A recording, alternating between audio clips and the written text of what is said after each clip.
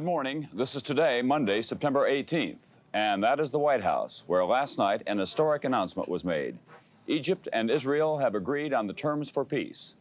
And tonight, President Carter will describe for Congress the historic breakthrough. This was the scene in the White House East Room as President Carter, President Sadat, and Israeli Prime Minister Begin concluded their nationally televised announcement of a framework for peace in the Middle East. Good morning, everyone. I'm Tom Brokaw with Today in Washington this morning. President Carter, President Sadat, and Israeli Prime Minister Begin arrived in this capital last night from Camp David to make their historic and dramatic announcement of a framework for peace in the Middle East. And during this half hour, we'll get an assessment of the significant step from Dr. Henry Kissinger, the former Secretary of State who spent so much time and so much of his own efforts in that troubled part of the world. And then later in this hour, we're going to be switching from Washington to Mexico City, another capital, the capital of our southern neighbor. Over the weekend, Mexico celebrated its 168th anniversary of independence. Jane Pauley is standing by this morning.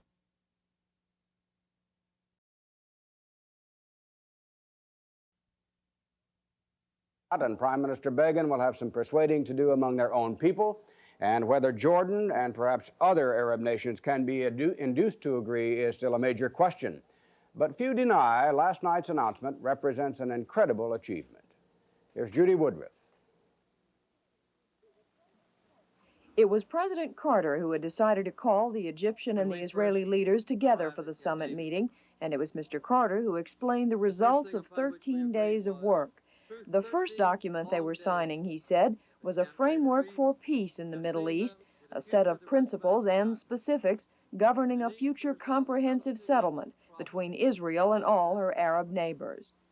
The framework document proposes a 5-year transitional period in the West Bank and Gaza, during which the Israeli military government will be withdrawn and a self-governing authority will be elected with full autonomy. It also provides for Israeli forces to remain in specified locations during this period to protect Israel's security. The Palestinians will have the right to participate in the determination of their own future, in negotiations which will resolve the final status of the West Bank and Gaza, and then to produce an Israeli-Jordanian peace treaty. These negotiations will be based on all the provisions and all the principles of United Nations Security Council Resolution 242. The second document they were signing, Mr. Carter said, was a framework for a peace treaty between Israel and Egypt.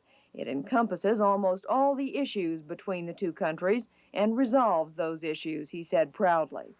But while details of the agreements remain unclear, and while some differences have yet to be settled, we may know most about what was actually accomplished at Camp David by the way the three men behaved toward one another last night.